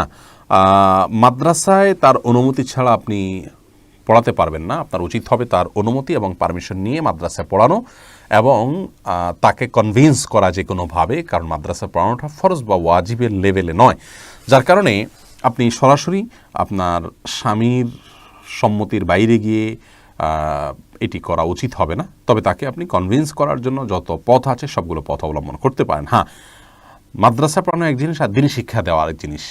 সন্তানের মৌলিক দিনী শিক্ষা দেয়া সেটি আপনি অবশ্যই দিবেন, এমনকি সন্তানের বাবা না চাইলেও দিবেন, সেটি ভিন্ন বিষয়। মালিক শাহ জাইন আপনি জানতে চেয়েছেন, যারা কোরবানি দেয় সেসব আত্মীয়কে কি কোরবানির গোস্ত দেওয়া যাবে? অনেকে গোস্ত না দিলে আবার মাইন্ড করেন, তবুও তাদের প্রচুর গোস্ত হয়। কোরবানি দিলেও তা কাউকে কোরবানির গোস্ত দেওয়া যেতে পারে, কারণ আল্লাহ রাব্বুল আলামিন কোরবানির গোস্ত সম্পর্কে কোরআন কারীমের একাধিক জায়গায় বলেছেন যে নিজে খাও এবং যারা অভাবী নন তাদেরকে, অন্য মানুষদেরকেও দাও, যারা অভাবী মানুষের কাছে চায় তাদেরকেও দাও। তার মানে এখানে আত্মীয় স্বজন যারা সলভেন্ট আছেন, আত্মীয়তার বন্ধনস্বরূপ তাদের জন্য কিছু হাদিয়া আপনি পাঠাতে পারেন, এতে কোনো দোষের কিছু নেই। জান্নাতুল ফেরদাউস আপনি জানতে চেয়েছেন খাটের উপর নামাজ পড়া যাবে কি না? জি, অবশ্যই যাবে। খাটের উপর নামাজ পড়াতে কোনো অসুবিধা নেই। অনেকে মনে করেন যে খাটের উপরে বা বিছানা চাদরের উপর নামাজ পড়া যেন বিছানা চাদর ধোয়া থাকে, পরিষ্কার থাকে, নাপাক দেখা না যায়, কোনো নাপাকের আলামত না থাকে, তাহলে সেখানে সালাত আদায় করতে কোনো অসুবিধা নেই। সাগর আল আনসারি মোহর আপনি জানতে চেয়েছেন আমি চাই একটা দিনদার মেয়ে বিয়ে করতে, কিন্তু বাবা মা টাকাওয়ালা চায়। অনেক বুঝিয়েছি, বোঝেননি। এখন আমি একা দিনদার মেয়ে বিয়ে করতে পারবো কিনা, করলে গুনাহ হবে কিনা? ভাই সাগর, আপনি যেহেতু পুরুষ মানুষ, আপনি একা বিয়ে করতে পারেন, কোনো অসুবিধা নেই। তবে যদি আপনার বাবা মায়ের চাওয়া এবং আপনার চাওয়াকে সমন্বয় করতে পারেন, সেই চেষ্টা যদি আপনি করতে পারেন, তাহলে সেটি ভালো। দিনদারও হলো, আবার আর্থিক সঙ্গতিও থাকলো। এই দুটিকে যদি আপনি মেলাতে পারেন, সেটা হবে সবচেয়ে উত্তম। বাবা মাকে নারাজ না করে সেটা করতে পারলে ভালো। যদি সেটা কোনোভাবে আপনি মেলাতে না পারেন বা সেটা করতে না পারেন, তাহলে অবশ্যই আপনি দিনদারিকে প্রাধান্য দেওয়া উচিত। তবে দিনদারের মানে এই নয় যে দিনদার হলেই তিনি অভাবী বা গরিব মানুষ হতে হবে, এমনটি মনে করার কোনো কারণ নেই। এবং দিনদার জীবনসঙ্গীর সাথে অনেক কিছু সম্পর্ক, ছেলে হোক আর মেয়ে হোক, পাত্র হোক বা পাত্রী হোক, দিনদার জীবনসঙ্গী বা সঙ্গিনী না পেলে দিনের উপরে চলা অনেক কঠিন হয়ে যায়। সেই জায়গা থেকে আপনি অবশ্যই এই সিদ্ধান্ত নিতে পারেন। এরপর শুভ চৌধুরী জানতে চেয়েছেন কারো নাম রহিম, করিম, রাজ্জাক বলে ডাকলে কি গুনাহ হবে? এগুলো তো আল্লাহর নাম। এই বিষয়ে আমাদের একটা ভিডিও আছে, ঠিক এই শব্দে রহিম, করিম নামে ডাকলে জায়েজ হবে কি না এই বিষয়ে আপনি ভিডিওটা পুরোটা শুনে নেবেন, সেখানে বিস্তারিত আমরা বলেছি। সংক্ষেপে বলে রাখি যে রহিম এই নামে কাউকে ডাকলে সরাসরি শিরক হবে না এবং গুনাহ হবে না। কারিমা বলতে পারেন, তবে রাজ্জাক বলতে পারেন না। কারণ হলো আল্লাহর গুণবাচক নামগুলো দুই ধরনের। কিছু আছে যেগুলো কোনোভাবেই বান্দার ক্ষেত্রে ফিট হয় না, যেমন রাজ্জাক মানে রিজিকদাতা। বান্দা কখনো রিজিকদাতা হতে পারে না, অতএব এটা বান্দাকে বলা যাবে না। বান্দাকে আব্দুর রাজ্জাক বলতে হবে। মানুষকে ডাকলে আব্দুর রাজ্জাক ডাকতে হবে, রাজ্জাক বলা যাবে না। খালেক বলা যাবে না, কারণ খালেক মানে সৃষ্টিকর্তা, আল্লাহ সৃষ্টিকর্তা। বান্দা যা করেন সেটাকে সৃষ্টি বলা যায় না। আমরা এটাকে রূপকর্থে সৃষ্টি বলি হয়তো, কিন্তু প্রকৃত অর্থে সেটা সৃষ্টি নয়। সেই জায়গা থেকে এই শব্দগুলো দিয়ে কোনো মানুষকে ডাকা যাবে না। কিন্তু যেই শব্দগুলো মানুষের মধ্যে পাওয়া যায়, যেমন করিম মানে যার ভিতরে অনুগ্রহ আছে, তাকে করিম বলা হয়। তো আল্লাহর মাঝে যে অনুগ্রহ আছে, যেই মাত্রায় আছে, সেই মাত্রায় তো মানুষের মধ্যে অবশ্যই নাই, কিন্তু আছে, কিছুটা হলেও আছে। সেই দৃষ্টিকোণ থেকে এটি বলা জায়েজ, কিন্তু সন্দেহাতীতভাবে সর্বাবস্থায় আব্দুল করিম, আব্দুর রহিম এভাবে বলা উত্তম এবং নির্ভেজাল। মোহাম্মদ তানভীর জানতে চেয়েছেন বয়সে বড় মেয়েকে বিয়ে করা যাবে কি না? অবশ্যই করা যাবে। বয়সে আপনার চাইতে আপনি যাকে বিয়ে করবেন তার বয়স যদি বেশি হয়, বিয়ে করাতে কোনো অসুবিধা নেই। নবী করিম সাল্লাল্লাহু আলাইহি ওয়াসাল্লাম নিজে বিবাহ করেছেন খাদিজা রাদিয়াল্লাহু তাআলা আনহাকে, তখন তার অনেক বেশি বয়স ছিল, নবী সাল্লাল্লাহু আলাইহি ওয়াসাল্লামের চাইতেও বেশি বয়স ছিল। বিধায় নিজের চাইতে বেশি বয়সের কাউকে বিবাহ করাতে ইসলামের শরীয়তের দৃষ্টিকোণ থেকে কোনো প্রকার বাধা নেই। বিবাহ নিয়ে আমাদের অনেক কুসংস্কার। আমরা বিধবা বিয়ে করতে চাই না, আমরা তালাকপ্রাপ্তা বিবাহ করতে চাই না, এবং আপনার একবার বিয়ে হয়ে গেলে মনে করি জীবনের তরে বন্ধন হয়ে গেছে, কোনোভাবে ছুটলে দোষযুক্ত মনে করি। এইগুলোর সবগুলো আমাদের সমাজের অপসংস্কৃতি। এগুলো অনেক অন্যায়ের দুয়ারকে উন্মোচন করে। বিবাহ বিষয়টাকে শরীয়ত অনেক ইজি করেছে। সাহাবায়ে কেরাম পুরুষ হয়তো একাধিক বিয়ে করছেন, সেটাও যেমন তাদের কাছে স্বাভাবিক ছিল। নারীদেরও একাধিক জায়গা বিয়ে হচ্ছে, সেটা সম্পূর্ণ স্বাভাবিক মনে করা হচ্ছে। এখন 2-3 জায়গা বিয়ে হলে, তালাক হলে তাকে মানুষ মনে করে যে লোকটা খারাপ বা ভালো মানুষ নয়। এটি সম্পূর্ণ একটি ষড়যন্ত্র অংশ। ইবলিস আমাদের সমাজকে অস্থিতিশীল করবার জন্য এই কালচারগুলো প্রবেশ করে দিয়েছে সমাজে। এগুলো আমাদের যত বেশি আমরা বুঝতে সক্ষম হব, ততই ইনশাআল্লাহ কল্যাণের পথে অগ্রসর হতে পারবো। এরপরে সুইটি আহমেদ জানতে চাইছেন গীবতকারী আত্মীয়ের সাথে সম্পর্ক না রাখলে কি গুনাহ হবে? গীবতকারী আত্মীয়ের সাথে সম্পর্ক যদি কেউ না রাখেন, তাহলে সেক্ষেত্রে অবশ্যই গুনাহ হবে, কারণ গীবত করার কারণে কারোর সাথে সম্পর্ক ছিন্ন করা যাবে না। তিনি অপরাধ করছেন। অপরাধীর সাথে সম্পর্ক ছিন্ন করার নির্দেশ ইসলাম দেয়নি, যদি তিনি রক্ত সম্পর্কে আত্মীয় হন। হ্যাঁ, আপনি তার সাথে গীবতের মজলিসে যোগদান করবেন না, সেটিকে অ্যাভয়েড করবেন, কিন্তু সম্পর্ক ছিন্ন করা, তার সাথে যোগাযোগ না রাখা, এটা করা উচিত নয়। এটা অতিরঞ্জন হবে, বাড়াবাড়ি হবে, এবং আত্মীয়তার সম্পর্ক রক্ষা করা অনেক গুরুত্বপূর্ণ বিষয় ইসলামে। আয়েশা ইনু জানতে চেয়েছেন আমার বিয়ে ঠিক করেছেন বাবা, কিন্তু ছেলে নামাজ পড়ে না, আমার কি বিয়েটা ভেঙে দেওয়া উচিত হবে?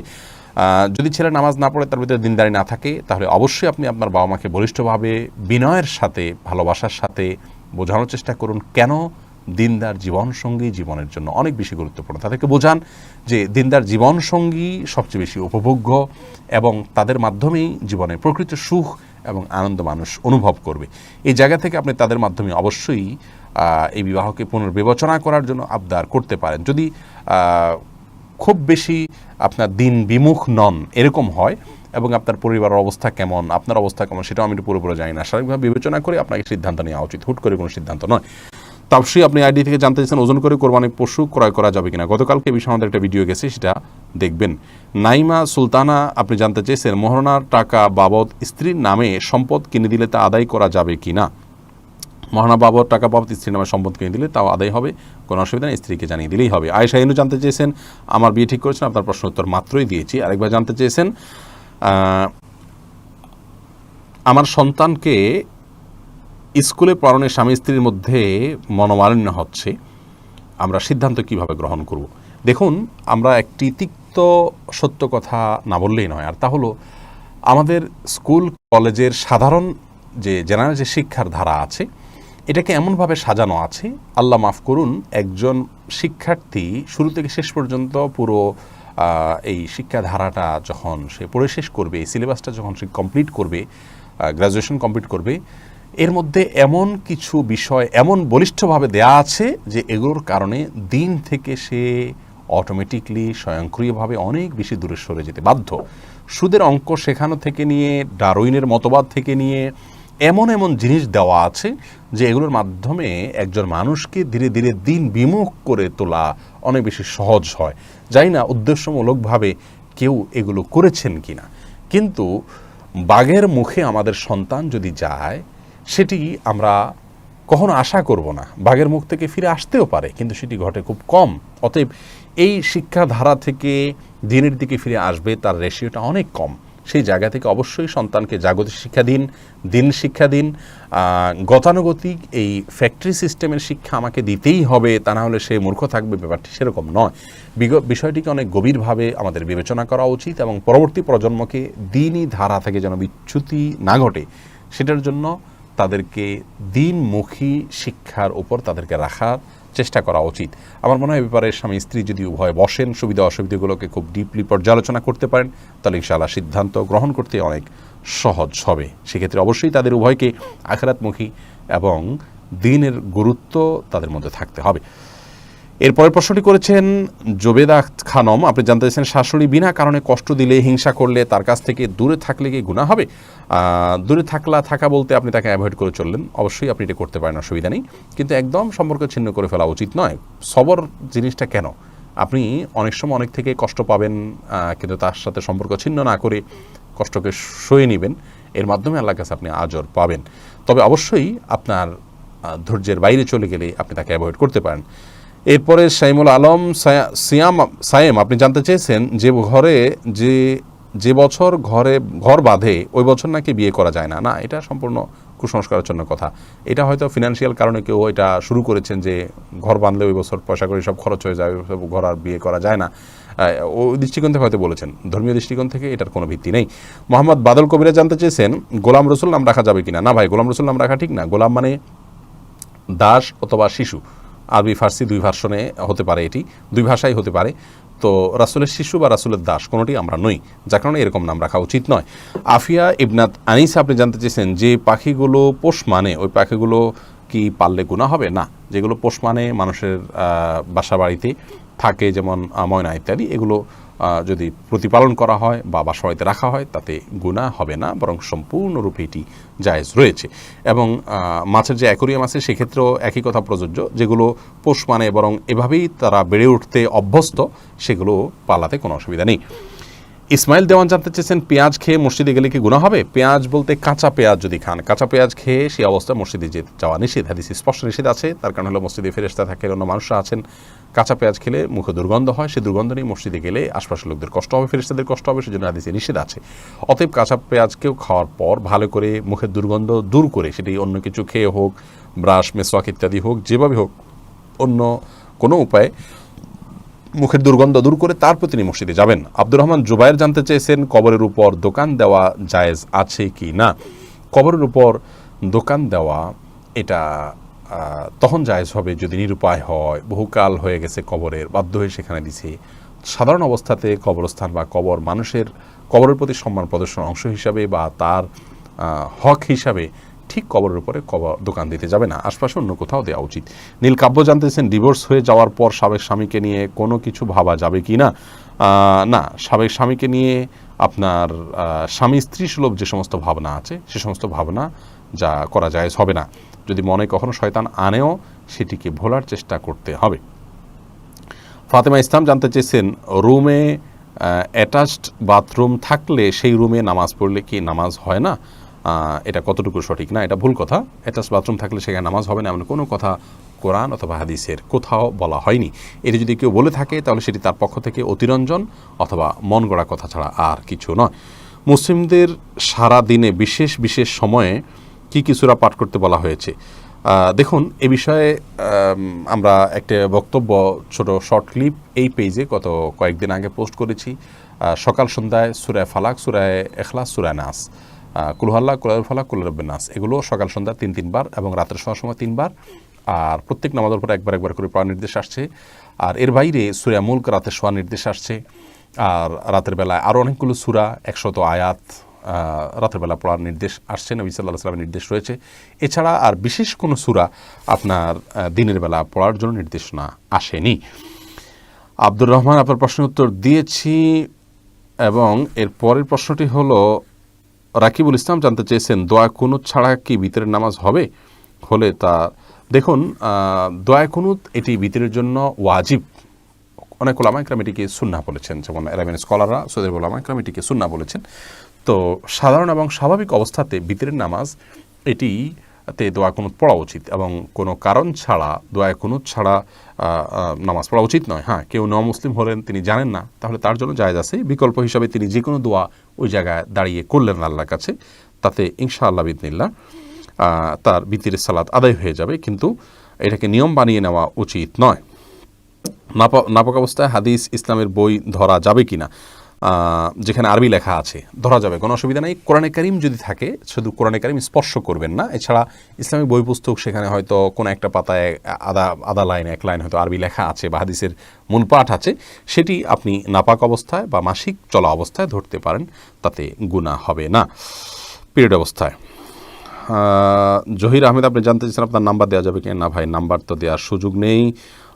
মহিলারা নামাজে উচ্চস্বরে কেরাত পড়তে পারবে কি না, এটা জানতে চেয়েছেন মেঘ রহমান আপনি। মহিলারা উচ্চস্বরে নামাজে কেরাত পড়বেন না, তবে ঘরে যখন নামাজ পড়বেন রাতের নামাজগুলো গুনগুনিয়ে তারা অবশ্যই আদায় করতে পারবেন।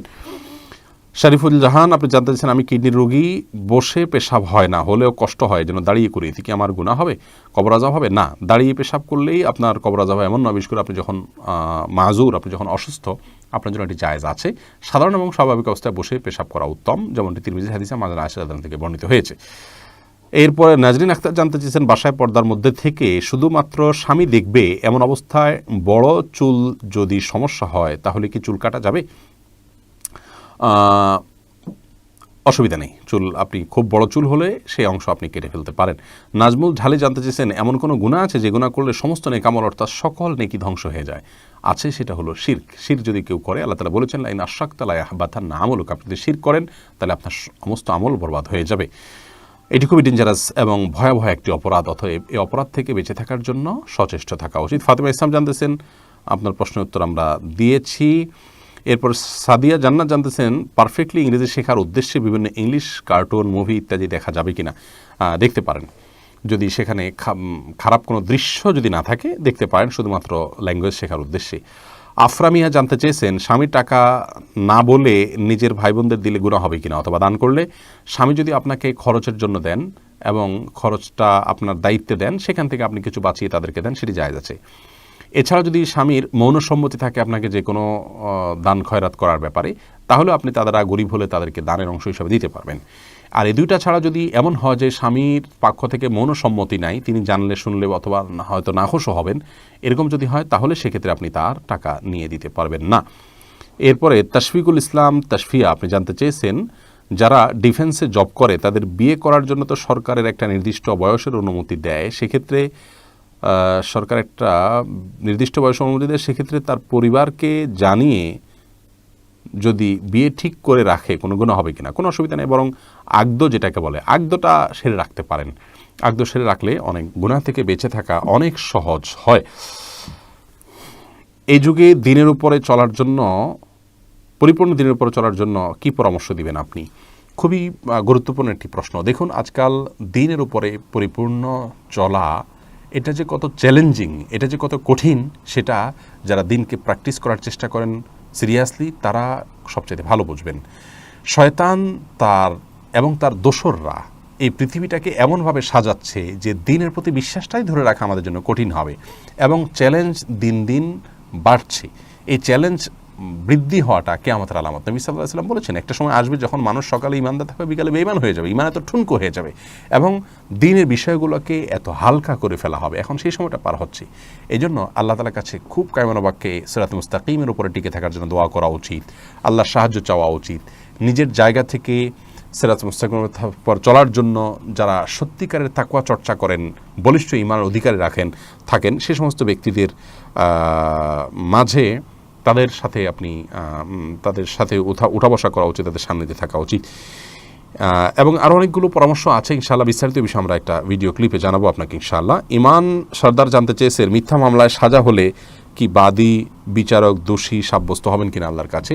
যিনি বাদী তিনি যদি জানেন যে এই লোকটা নির্দোষ কিন্তু শত্রুতাবশত মামলা করে তাকে সাজা খাইয়েছেন, তাহলে তো তিনি অপরাধী হবেন, এতে কোনো সন্দেহ না। তিনি জালেম এবং মিথ্যাবাদী এবং নানা কারণে তিনি অনেক জঘন্য অপরাধ করছেন। জাহান্নামের জন্য একটি কাজ যথেষ্ট এবং এটা অনেক ডেঞ্জারাস অপরাধ। কিন্তু যিনি বিচারক, তিনি যদি সত্যটা উদ্ঘাটন করার চেষ্টা করেন, তারপরেও তিনি সেটি উদ্ঘাটন করতে ব্যর্থ হন, তাহলে তিনি গুনাহগার হবেন না। কারণ সুস্পষ্টভাবে নবী করিম সাল্লাল্লাহু আলাইহি ওয়াসাল্লাম হাদিসে বলেছেন, যিনি জাজমেন্টের জায়গায় আছেন, গবেষক, একজন আলেম যখন কোনো মাসালা গবেষণা করবেন, একজন জাজ যখন কোনো বিষয়ে অ্যানালাইসিস করবেন, সত্য মিথ্যা নিরূপণ করার জন্য চেষ্টা করবেন, তিনি তার সাধ্যের সবটুকু ব্যয় করার পরও যদি যেটি তিনি নিরূপণ করেছেন বা যেটি তিনি সিদ্ধান্তে এসেছেন সেটি যদি বাস্তবতার বিপরীত হয়, তাহলে তিনি আল্লাহর কাছে অপরাধী হবেন না। কারণ তার সাধ্যের সবটুকু তিনি ব্যয় করেছেন, তার উদ্দেশ্য যদি খারাপ না থাকে। এরপরে মোহাম্মদ আশিক জানতে চেয়েছেন, নামাজ পড়ার সময় হাত পা নাড়ানো এবং অন্যদিকে তাকালে গুনাহ হবে কিনা? স্বাভাবিক যে নড়াচড়া এটা হতেই পারে, কোনো অসুবিধা নেই। অন্যদিকে তাকানো বলতে একদম আপনার ডানে বামে ঘুরিয়ে ফিরিয়ে বা চুরি করে যেটাকে তাকানো বলে, এভাবে তাকানো তো অবশ্যই দোষের। কিন্তু আপনার যে দাঁড়ানোর এরিয়া, এর ধারে কাছের যে জায়গাগুলো, কয়েক হাতের জায়গাগুলো দেখা যায় চোখের এরিয়াতে চলে আসে, ইচ্ছাকৃতভাবে তাকিয়ে থাকা অনুচিত, কিন্তু চোখের এরিয়াতে চলে আসে, সেটি দোষের কোনো কারণ নয়। এরপরে মরিয়ম আক্তার মুন্নি জানতে চেয়েছেন, কবরের চারপাশে ইটের দেয়াল তৈরি করা কি বেদাত হবে? কবরস্থান যদি হয় তাহলে চারপাশে ইটের দেয়াল করতে অসুবিধা নেই, আর কবরের চারপাশে শুধুমাত্র পার্টিশন বোঝার জন্য এক ইট বা দুই ইট আপনি দিয়ে রাখলেন, এটাও হতে পারে, কিন্তু বড় ওয়াল করা উচিত নয়, বিশেষ করে কবরের উপরে পাকা করা উচিত নয়। এটি হাদিসে নিষেধ আছে, আলিয়াল্লাহ তাআলা বর্ণিত হাদিসে সুস্পষ্টভাবে নবী সাল্লাল্লাহু আলাইহি ওয়াসাল্লাম এগুলোকে ভাঙতে নির্দেশ করেছেন। তবে কবরের যদি আপনার কবরকে পাকা না করে জাস্ট আপনার পার্টিশন বোঝানোর জন্য একটি ইট তুলে দেওয়া হয়, সেটা অসুবিধা নেই। এমডি ওমর ফারুক জানতে চেয়েছেন, ফজরের নামাজের পর ঘুমানো শরীয়তের বিধান কি? এটি জায়েজ আছে, তবে অনুত্তম কাজ। নবী করিম সাল্লাল্লাহু আলাইহি ওয়াসাল্লাম দোয়া করেছেন, আল্লাহুম্মা বারিক লি উম্মতি ফি বুকুরিহা, আল্লাহ আমার উম্মতের জন্য সকালের সময়টাতে আপনি বরকত দান করুন। অতএব সকালের সময়টাতে না ঘুমানো উচিত বা উত্তম। কেউ অসুস্থ থাকলে ভিন্ন কথা, বৃদ্ধ হলে ভিন্ন কথা। তবে যদি কেউ ঘুমান, তিনি কোনো বড় গুনাহ করেছেন, অপরাধ করেছেন, এই লেভেলের সমস্যা নয়, অনুত্তম আর উত্তমের বিষয়টি এতটুকু। তাছাড়া নবী সাল্লাল্লাহু আলাইহি ওয়াসাল্লাম সকালে ঘুমাতেন না কখনো, সেজন্য এটি সুন্নাতের খেলাফ। জান্নাতুল ফেরদাউস আপনি জানতে চেয়েছেন, খাটের উপর নামাজ পড়া যাবে কিনা? জি, অবশ্যই যাবে, আপনার উত্তর আগেই দিয়েছি। সুলাইমান আহমদ জানতে চেয়েছেন, শুধু কোরবানির বিষয়বস্তু নিয়ে লাইভ করবেন কি না বা করা যায় কিনা একটু দেখবেন ইনশাআল্লাহ। জি, অবশ্যই আমরা প্রতি বছরই কোরবানির বিষয় নিয়ে কোরবানির আগে একটি বিশেষ লাইভ করে থাকি। এবছর ইনশাআল্লাহ আপনাদের কোরবানির সংক্রান্ত প্রশ্নগুলোর উত্তর নিয়ে আমরা ইনশাআল্লাহ একটি বিশেষ লাইভ করব কোরবানির সময় আরও ঘনিয়ে এলে, আল্লাহ যদি আমাদেরকে তৌফিক দান করেন। সে পর্যন্ত অপেক্ষা থাকবেন ইনশাআল্লাহ বিইذনিল্লাহ। এরপরে যে প্রশ্নটা আমি দেখতে পাচ্ছি তা হলো, কাঁচা পেঁয়াজ রসুন খাওয়া জায়েজ আছে কিনা? রাসেল জানতে চেয়েছেন। জি, অবশ্যই কাঁচা পেঁয়াজ রসুন খাওয়া জায়েজ আছে। কাঁচা পেঁয়াজ রসুন খেলে গুনাহ হবে না, তবে কাঁচা পেঁয়াজ বা রসুন খেয়ে মসজিদে যাবেন না। কাঁচা পেঁয়াজ রসুন খাওয়ার পরে মুখের দুর্গন্ধ দূর করে তারপর মসজিদে যাবেন। নিয়ামতুল্লাহ জানতে চেয়েছেন, টুথব্রাশে পেস্ট লাগিয়ে ব্রাশ করা কি জায়েজ আছে? অবশ্যই জায়েজ আছে, কোনো অসুবিধা নাই। তবে এটি করার চাইতে মেসওয়াক করা অবশ্যই উত্তম। এটি ঈমানের জন্য অনেক বেশি সহায়ক এবং যথাসম্ভব এই সমস্ত আপনার পেস্ট অ্যাভয়েড করতে পারলে ভালো। যদি আপনি একান্ত করতে চান তাহলে যথাসম্ভব ফ্লোরাইড অ্যাভয়েড করবেন নানা কারণে। বিস্তারিত এখানে বলতে পারছি না, যদিও ফ্লোরাইডের বিশেষ কিছু গুণও আছে যেগুলো চিকিৎসকগণ বলে থাকেন। যাই হোক, শুধু এতটুকু বলছি যে মেসওয়াকের অভ্যস্ত খুব বেশি আমাদের হওয়া উচিত এবং প্রচুর পরিমাণে মেসওয়াক করা উচিত। তবে এটি করলে গুনাহ হবে এমন কোনো কথা নেই, করতে পারবেন।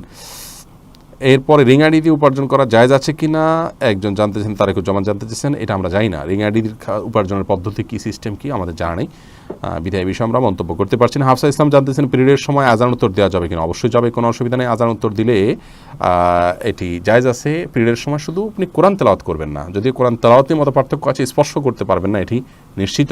আজান উত্তর দেওয়াতে কোনো অসুবিধা নেই। মেয়েদের মুখে দাড়ি কেন হয় জানতে চেয়েছেন আরিশা সানু। এটি আল্লাহ তালার বিধান, আল্লাহ তালা পরীক্ষা স্বরূপ হয়তো দিয়ে থাকেন কাউকে, এটা এক ধরনের রোগ বা সমস্যা। তবে সেক্ষেত্রে করণীয় কি, এ বিষয়ে আমাদের ভিডিও আছে, বিস্তারিত দেখে নেবেন। নূর নবী নাম রাখা যাবে কিনা। নূর মানে নবীর নূর। আসলে কোনো মানুষ তো নবীর নূর ওই অর্থে তো হয় না, সরাসরি অর্থে বাকি পরোক্ষ অর্থে এটি চলে, কিন্তু অনুত্তম নাম সন্দেহাতীতভাবে। আরাফ মিয়া স্বামীর, আপনি স্বামীর টাকা না বলে নিজের ভাই বোনদের, জি আপনার প্রশ্ন উত্তর দিয়েছি। নাবাক অবস্থায় কোরআন তেলাওয়াত করা যাবে কিনা, এটির উত্তর আমরা দিয়ে ফেলেছি। কোরআন মাজিদের আয়াত বা সূরা ক্যালিগ্রাফি করে ঘরে ফ্রেম করে সাজানো যাব ঠিক কিনা, মারুফ হোসেন জানতে চেয়েছেন। অবশ্যই ঠিক, এটাতে কোনো প্রকার অসুবিধা নেই। প্রিয় দর্শক, দেখতে দেখতে সুনির্দিষ্ট সময় আমরা পার করে ফেলেছি প্রায়, এবং প্রায় শখানেক প্রশ্ন উত্তর বা শতাধিক প্রশ্ন উত্তর আমরা দিয়েছি। কোরআন হাদিস থেকে যে কথাগুলো আমরা জানলাম, শুনলাম, আমল করার চেষ্টা করি। আবারও বলছি, আপনার শোনা শেষ হয়ে গেলে অন্যের শোনা সুবিধার্থে শেয়ার করুন, ওয়াচ পার্টি করে অন্যকে জানার সুযোগ করে দিন। কার্পণ্য করবেন না। সব আহরণ করার ক্ষেত্রে ইবলিস যেন কোনোভাবে বিজয় না হয়, আপনি বিজয়ী থাকার চেষ্টা করুন। ইনশাআল্লাহ বিদিল্লাহ নির্বাচিত প্রশ্নোত্তরের লাইভটি আমাদের ইসলামী প্রশ্নোত্তর পেজ এবং ইসলামী প্রশ্নোত্তরের ইউটিউব চ্যানেলে প্রচারিত হবে। সেই চ্যানেল এবং পেজ ফলো এবং সাবস্ক্রাইব করে রাখুন। বিকল্প চ্যানেল আমাদের বিকল্প চ্যানেল এবং পেজ হিসেবে সেটাকে আমরা দাঁড় করাচ্ছি, বিধায় যারা আমাদের চ্যানেলের সাথে পেজের সাথে যুক্ত আছেন তারা মেহরবানি করে সেগুলোর সাথেও যুক্ত হয়ে নিন খুব শীঘ্রই। আল্লাহ তাআলা আমাদের সকলকে আল্লাহ সন্তোষীর পথে অগ্রসর হওয়ার তৌফিক দান করুন। এবং জিলহজের প্রথম দশক আসন্ন, তখন ইবাদতের দ্বিতীয় বৃহত্তর মৌসুম, সে উপলক্ষে আমরা যথাসময়ে আপনাদেরকে ইনশাআল্লাহ কোরআন হাদিসের কথাগুলো জানিয়ে দিব। এখন থেকে আমলের জন্য মানসিকভাবে প্রস্তুতি গ্রহণ করুন। আল্লাহ তাআলা আমাকে, আপনাকে, আমাদের সবাইকে তৌফিক দান করুন। লকডাউনের এই কঠিন পরিস্থিতিতে অভাবী এবং দুর্দশাগ্রস্ত মানুষের পাশে দাঁড়ানোর আপ্রাণ চেষ্টা করি। অবসর সময়গুলোকে সর্বোচ্চ ভালো ব্যবহার করার চেষ্টা করি। আল্লাহ তাআলা আমাদের সবাই তৌফিক দান করুন। জাযাকুমুল্লাহু খায়রা। আসসালামু আলাইকুম ওয়া রাহমাতুল্লাহি ওয়া বারাকাতুহু।